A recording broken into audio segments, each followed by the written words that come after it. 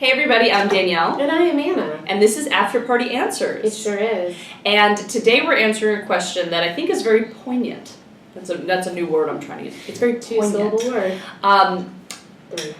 Here it is. I just started a new job and I'm thinking about telling my company, or at least my boss, that I'm sober.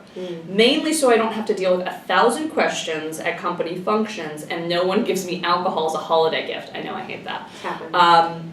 I'm proud of my sobriety and think it will be looked at as an asset, but my sponsor doesn't think so. What do you think?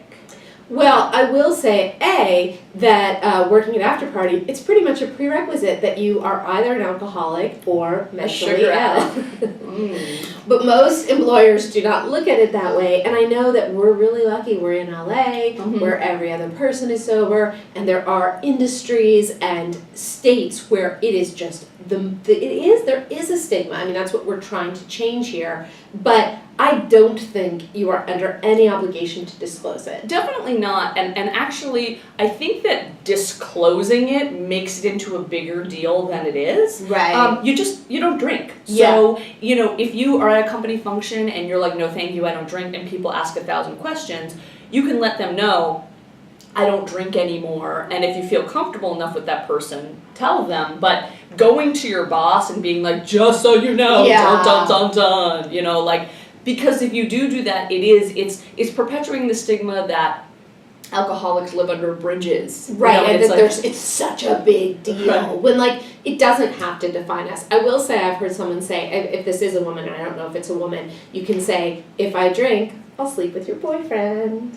That bosses love that. Bosses love it. Especially if they're single.